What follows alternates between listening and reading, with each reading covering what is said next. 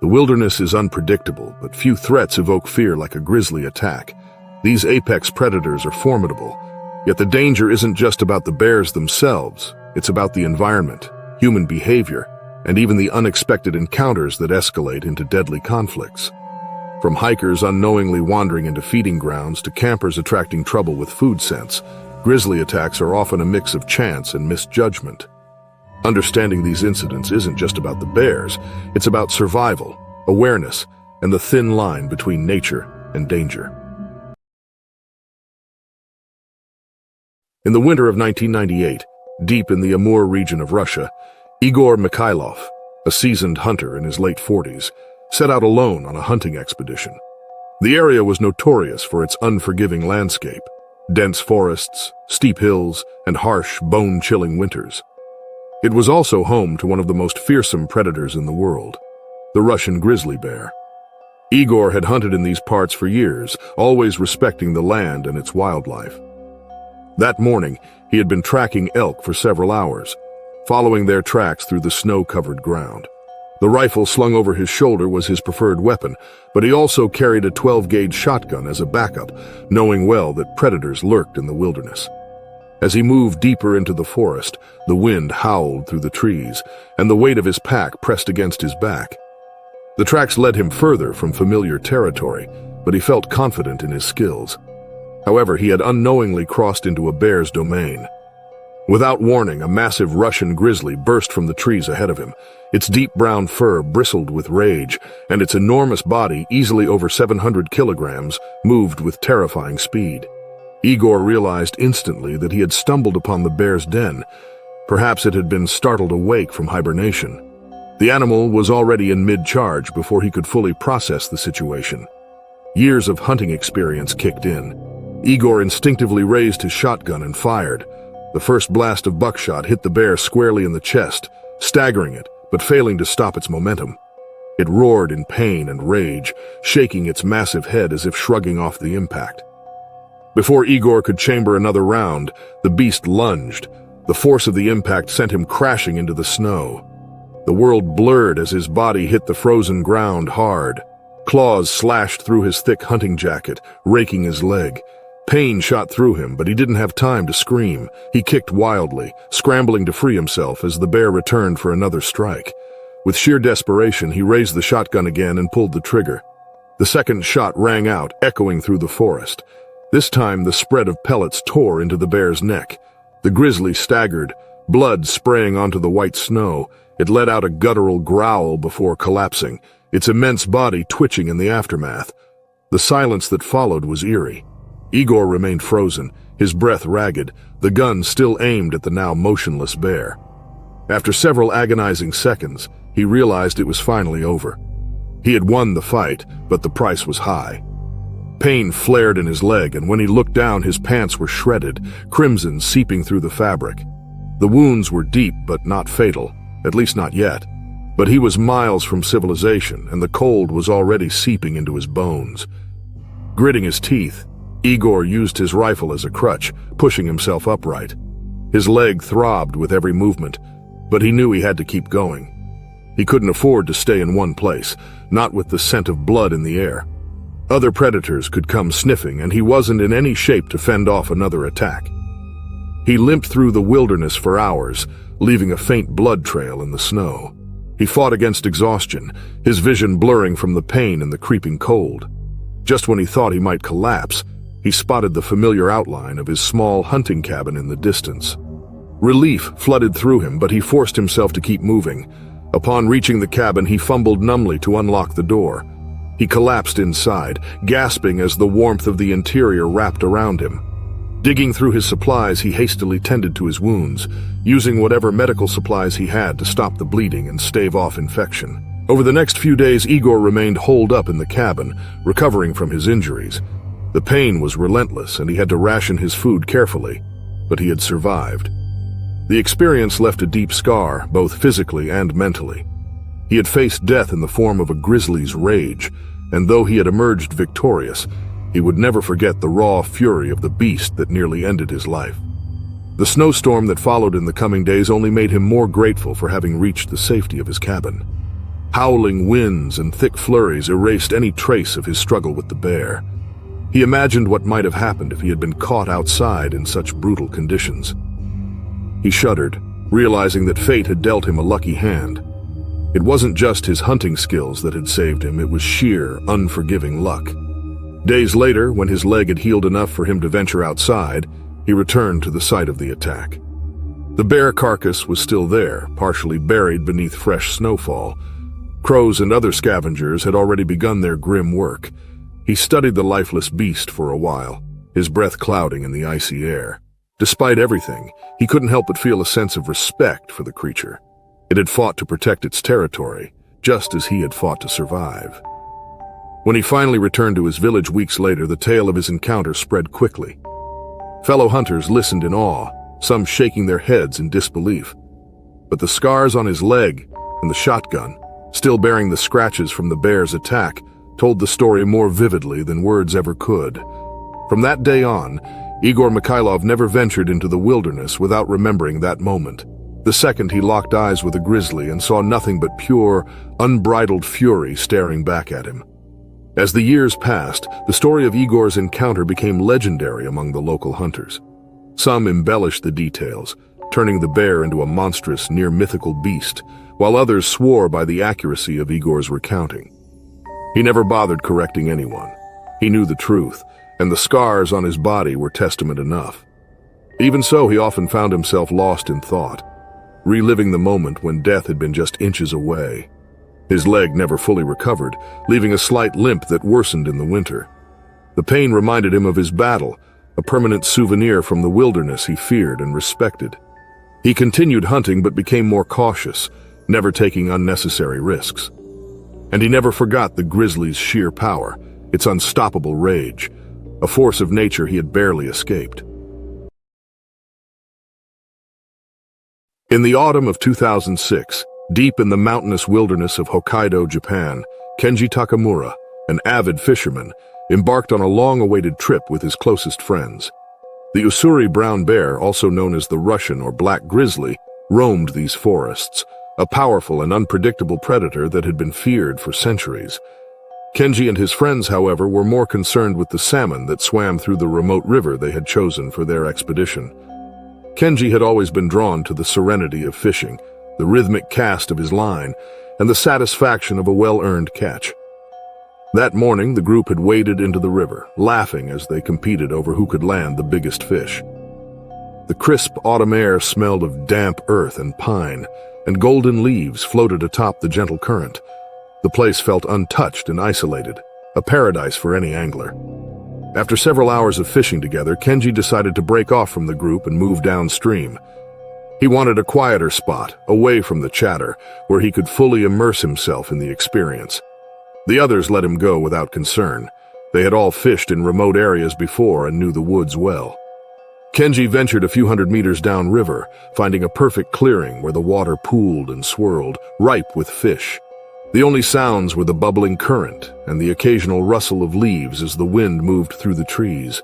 He felt at peace, unaware of the danger lurking nearby. As Kenji cast his line, he failed to notice the looming shadow emerging from the thick foliage behind him. The Ussuri brown bear had been watching him for some time, drawn by the scent of freshly caught fish. At nearly 3 meters tall and weighing over 400 kilograms, it was a formidable predator with no fear of humans. It moved in when the wind shifted, carrying Kenji's scent toward the beast. By the time Kenji noticed the bear, it was too late. A branch snapped, and he turned just as the massive creature surged forward. A bolt of fear paralyzed him. The bear's dark eyes locked onto him, and in that moment he understood that he had trespassed into something far beyond his control. Instinct screamed at him to run, but he knew that would provoke the bear further. The beast charged with terrifying speed. Kenji barely had time to react before it was upon him, knocking him off his feet with a force that sent him sprawling onto the rocky riverbank. Pain exploded through his body as claws raked across his torso, tearing through his waterproof jacket like paper. He tried to shield himself, his arms instinctively raised in defense, but the bear was relentless. His friends heard the screams before they saw what was happening. The guttural cries of agony sent them running through the underbrush, crashing toward the clearing. When they arrived, they were met with a horrifying sight. Kenji on the ground, blood pooling around him as the bear stood over him. The animal hesitated momentarily, startled by the sudden arrival of more humans. In a desperate bid to save their friend, one grabbed a nearby tree branch and waved it aggressively, shouting at the top of his lungs. Another fired a flare into the air, hoping the noise and light would startle the bear. It worked. The beast snarled, taking a final swat at Kenji before retreating into the trees. The group rushed to Kenji's side. His face was pale, his breath ragged. Blood seeped from deep gashes across his chest and arm, staining the ground beneath him. One of them, Rio, tore off his jacket and pressed it against the wounds, desperately trying to slow the bleeding. They fumbled for their satellite phone, their hands shaking as they called for emergency help. Minutes felt like hours as they waited. Kenji struggled to speak, his voice barely above a whisper. His friends urged him to hold on, to stay awake, but the damage was severe. When the rescue team finally arrived, they found a group of men drenched in sweat and fear, their faces hollow with shock. The medics worked quickly, but despite their efforts, Kenji's body succumbed to the trauma before they could transport him to safety. The aftermath of the attack left the group shaken, haunted by the gruesome reality of what had happened. None of them had ever considered the possibility of a bear attack. It had always been an abstract fear, a distant danger. Now it was an indelible part of their lives. Kenji's death sent shockwaves through the local community. Authorities set out to locate and track the bear responsible, but the vast wilderness made it nearly impossible. Warnings were issued to other fishermen and hikers, urging caution in the region. Kenji's family mourned the loss of a man who had loved the outdoors, who had simply been in the wrong place at the wrong time.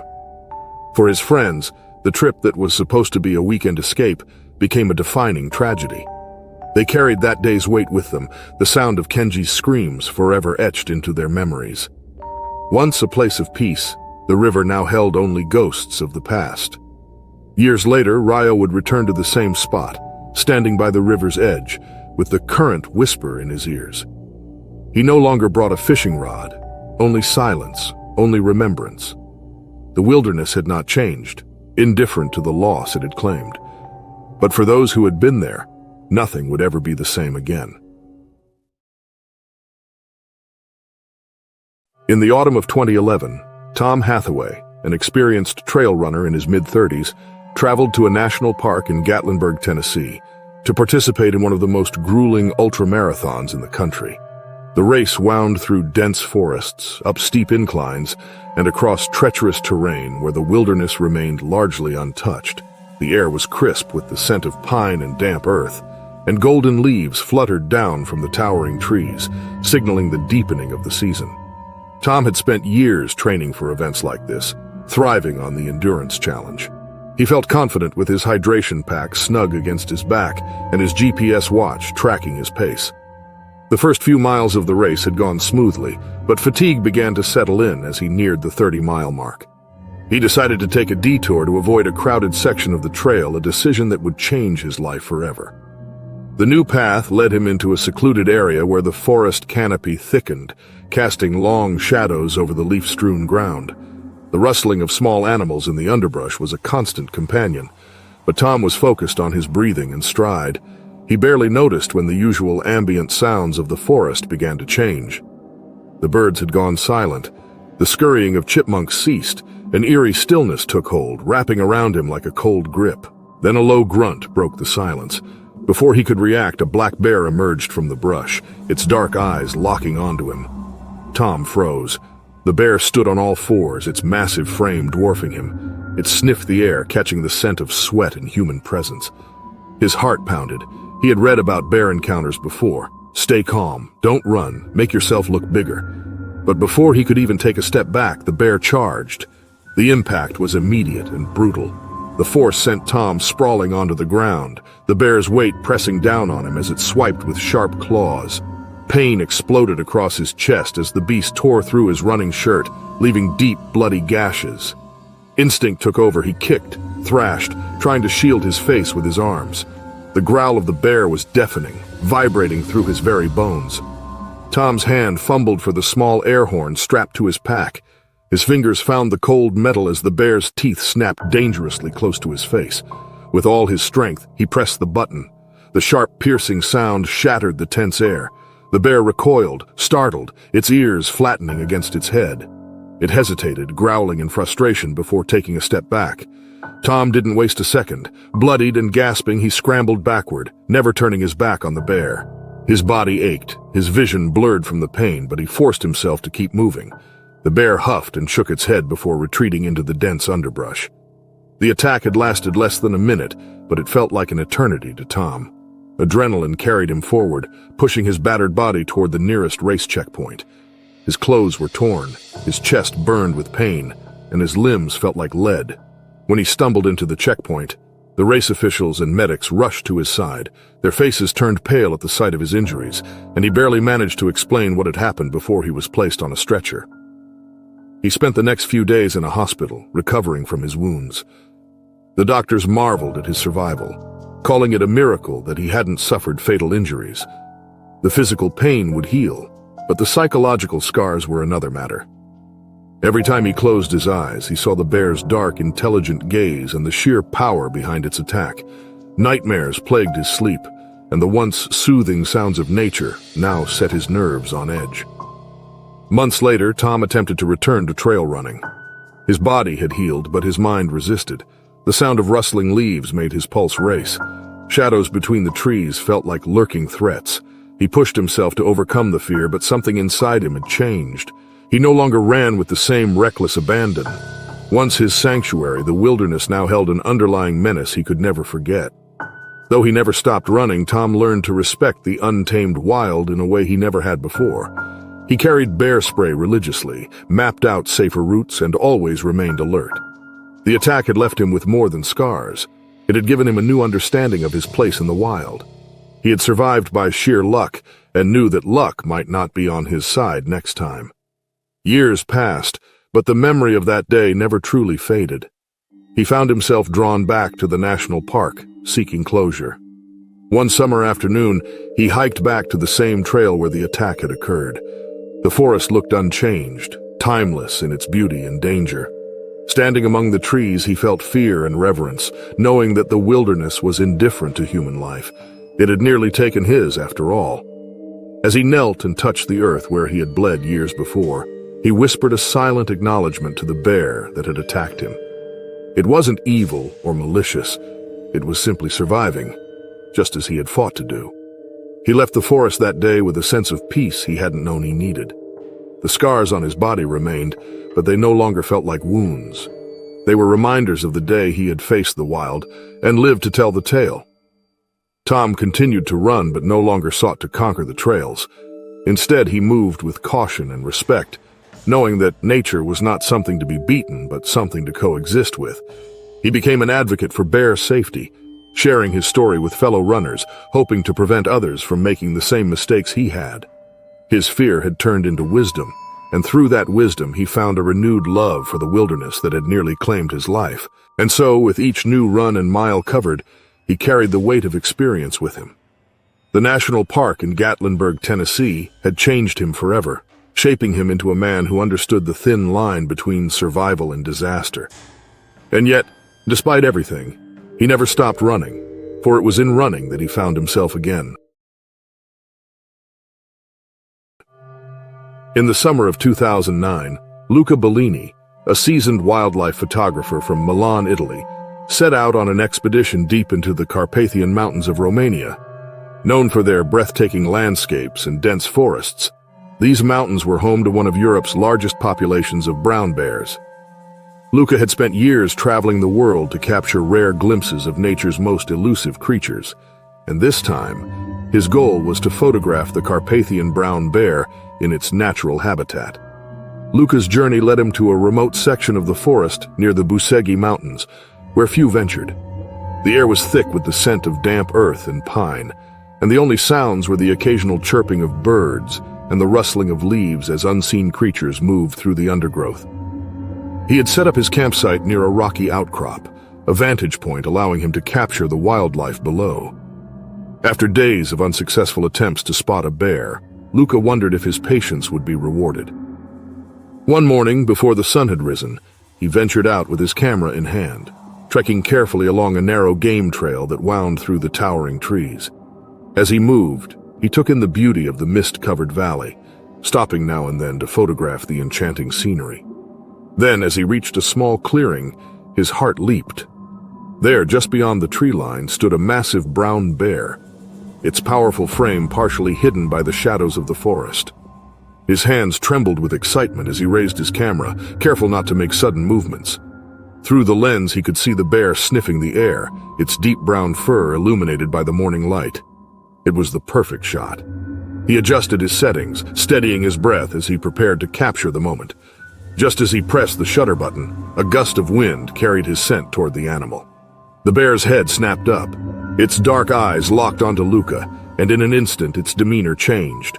A low, guttural growl rumbled from its throat. Luca's excitement turned to cold fear as he realized his mistake. He had gotten too close. Before he could even think of retreating, the bear stepped forward, its massive paws crushing the undergrowth beneath it. Then, without warning, it charged. Luca's survival instincts kicked in. He turned and bolted, his boots pounding against the uneven ground. His heart hammered against his ribs as he sprinted toward a nearby incline, hoping to distance himself from the predator. But the bear was fast, faster than he had ever imagined. He could hear it crashing through the underbrush behind him, its heavy breaths growing louder. Desperation surged through him as he spotted a fallen tree just ahead. With one final burst of energy, Luca threw himself over the massive trunk, landing hard on the other side. He scrambled to his feet, darting behind a thick cluster of boulders. His breath came in ragged gasps as he pressed his back against the cold stone, his mind racing. The bear reached the fallen tree, hesitating momentarily as it searched for him. Luca barely dared to breathe, every muscle in his body tense. Seconds felt like hours. The bear huffed, sniffing the air before letting out a low growl. It paced along the edge of the fallen tree, its frustration evident. Then, as suddenly as the chase had begun, the bear lost interest. With one last glance toward the rocks where Luca was hiding, it turned and lumbered back into the forest, disappearing into the dense foliage. Luca remained frozen in place, his chest rising and falling with the effort of catching his breath. His body trembled, not just from exhaustion, but from the sheer intensity of the experience. Slowly, he reached for his camera, which was still miraculously strapped around his neck. The lens was cracked and the body was scratched, but it had survived, just like him. It took him nearly an hour to gather the courage to move. His limbs felt weak as he retraced his steps, cautiously returning to his campsite. Every rustle in the trees sent him a fresh wave of panic. But the bear did not return. When he finally reached the safety of his tent, he collapsed onto the ground, shaking with relief. In the following days, Luca couldn't shake the memory of the bear's eyes, dark, intelligent, and terrifyingly primal. He had spent years photographing predators from behind the safety of his camera, but this encounter had been different. It had been raw, real, and far too close. He packed his belongings and left the mountains sooner than planned, the wilderness no longer holding the same allure it once had. Months later, as he sat in his studio in Milan, reviewing the damaged memory card from his camera, he found a blurred image of the bear just before it had charged. It wasn't the perfect shot he had hoped for, but it was far more powerful. It was a reminder of the fine line between human curiosity and nature's unyielding force. Luca continued his work as a wildlife photographer, but never returned to the Carpathian Mountains. The experience had changed him. He still respected nature, perhaps even more than before, but he had learned a hard lesson. Sometimes the most breathtaking moments come with a price. And sometimes, survival is the only story worth capturing. In the winter of 1998, deep in the unforgiving Siberian wilderness, police officers set out to investigate reports of illegal poaching. Ivan Petrov and his longtime partner, Alexei Morozov, led the expedition, navigating through the dense, snow-covered taiga forests. The Russian grizzly, a feared apex predator of the region, was known to roam these lands, its sheer size and power making it a formidable presence. The air was thick with the scent of pine and frost, and each breath came out in a visible cloud. The officers trudged through knee-deep snow, their rifles slung across their backs, eyes scanning the landscape for signs of human activity. Tracks in the snow indicated movement, though whether they belonged to poachers or animals was unclear. The forest's silence was eerie, broken only by the occasional rustle of branches or the distant howling of wolves. As they ventured deeper, the group came upon a gruesome discovery. The carcass of a freshly killed moose lay sprawled across the frozen ground, its body torn open with brutal force. Claw marks raked across its hide and chunks of flesh were missing. This was no poacher's work. Ivan exchanged a knowing glance with Alexei. This was a bear kill, and judging by the freshness of the remains, the predator was still nearby. Cautiously, the officers spread out, their senses heightened. Ivan knelt near the carcass, running his gloved fingers over the deep gouges in the animal's flesh. The depth of the wounds suggested a particularly large bear. He stood up, scanning the area, his pulse quickening. The wind shifted, carrying a heavy, musky scent that sent a chill down his spine. Something was watching them. Before anyone could react, a monstrous Russian grizzly burst from the trees, its massive frame emerging from the shadows like a nightmare given form. The bear's deep guttural roar shook the air as it charged at the group with terrifying speed. The officers scrambled, but Ivan, standing closest to the moose carcass, was the first in its path. The bear struck him with the force of a battering ram, knocking him off his feet and into the snow. The world became a blur of pain and chaos. Ivan felt the beast's claws tear into his shoulder, its hot breath searing against his face. He struggled, fighting against the crushing weight, but the grizzly was relentless. Frozen in horror, Alexei finally snapped into action, raising his rifle. He fired a shot into the air, hoping to startle the bear. It hesitated, growling furiously, but its focus remained on Ivan. The other officers opened fire, the cracks of gunshots echoing through the trees.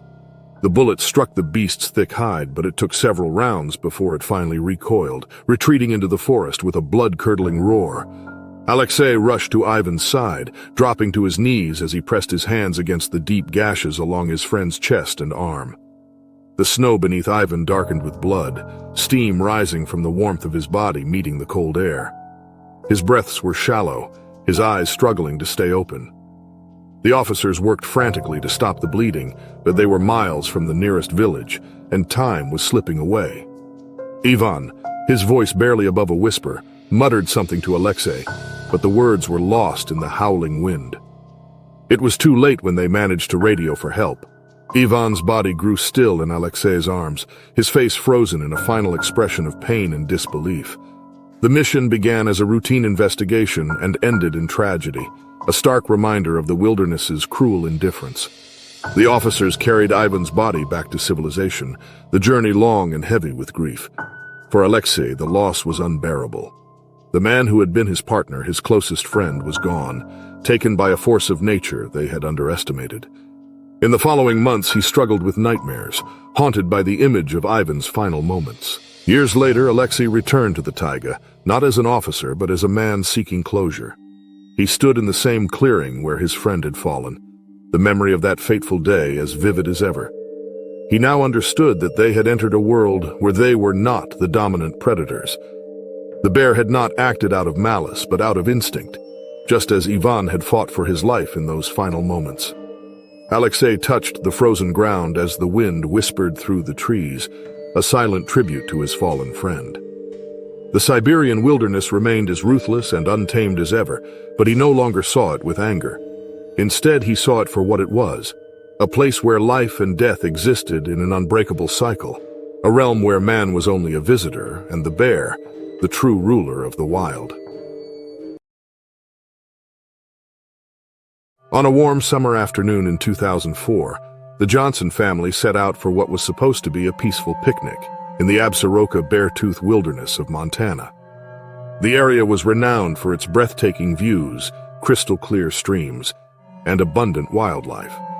David Johnson, his wife Linda, and their two children, Emily and Josh, had packed a hearty lunch and chosen a secluded clearing near a popular trailhead to enjoy their meal.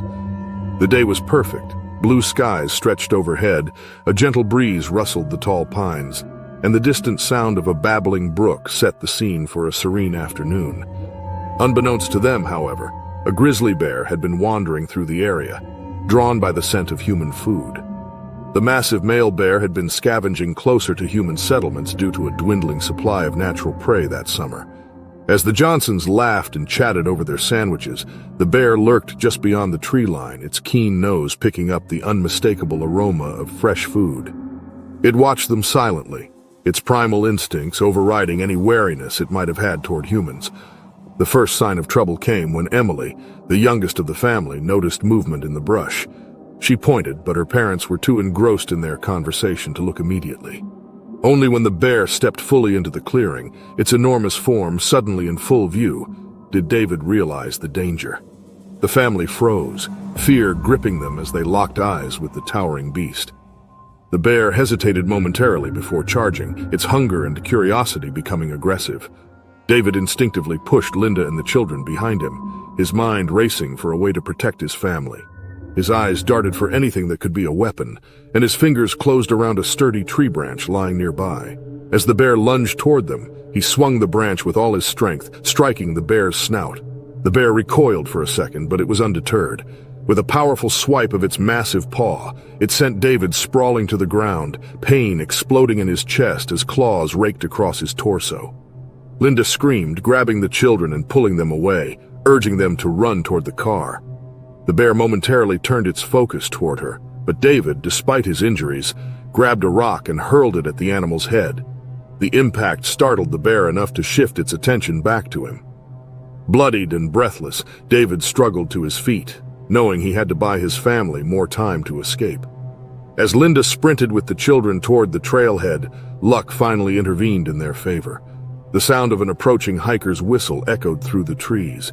Suddenly aware of another human presence, the bear hesitated, its primal instincts urging caution. The moment of indecision was enough. David, seizing the opportunity, grabbed his branch again and waved it wildly, shouting with every ounce of strength. The bear, now uncertain, let out a low growl before retreating into the forest, disappearing as swiftly as it had appeared. David collapsed onto his knees, his body trembling from pain and exhaustion. Moments later, Linda and the children returned with the hiker, who had ready a can of bear spray. Together, they helped David to his feet and hurried him back to their car. By the time they reached the nearest hospital, David's wounds had begun to clot, though the deep gashes required stitches. The doctors assured him he was lucky. The attack could have been fatal had the bear aimed higher or struck more aggressively. In the weeks that followed, the incident haunted the Johnsons. Emily and Josh had nightmares about the encounter, and even Linda was reluctant to step into the wilderness again. But it was David who bore the heaviest burden. The scars on his chest were a constant reminder of the terror they had faced. But more than that, he found himself unable to shake the deep-rooted fear that had settled within him. The mountains, once his sanctuary, now felt like hostile territory. Over time, the family slowly recovered. They attended therapy, shared their fears, and learned more about bear safety. David, determined not to let the attack define him, studied wilderness survival techniques and advocated for responsible camping practices. Though he never quite returned to his old self, he found solace in educating others, ensuring that people understood the dangers of the wild and how to avoid provoking such terrifying encounters.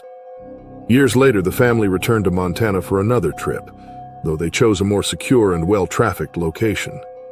David stood at the edge of a scenic overlook, staring at the vast wilderness that had once turned against him. He knew he would never be the same, but he also knew he had survived something most wouldn't. And with that knowledge came a quiet sense of strength, one that would stay with him for the rest of his life. Yet even as time passed, some wounds never fully healed. On certain nights, David would wake up drenched in sweat, the phantom memory of the bear's growl echoing in his mind. He often found himself running his fingers absent-mindedly over the scars on his chest, each ridge a testament to a battle fought and survived. Linda noticed his quiet moments of reflection, but never pride. She understood that some fears linger beneath the surface, no matter how much time passed. Determined not to let fear dictate his life, David eventually enrolled in a wilderness survival training course, immersing himself in the knowledge he wished he had possessed that fateful day. He learned to store food properly, recognize bear activity, and use spray effectively. He even shared his story with fellow trainees, turning his trauma into a lesson for others. If his experience could prevent even one family from facing what he had, then the pain had served a purpose. By the time Emily and Josh were grown, the Johnsons had made peace with the past. Though David would never feel entirely at ease in the wild again, he had learned to coexist with his fear. It was no longer a paralyzing force, but a cautious whisper, reminding him of the unpredictable power of nature. And as he watched his children embark on their journeys, he hoped they carried the fear of that day and the resilience they had all gained in its aftermath.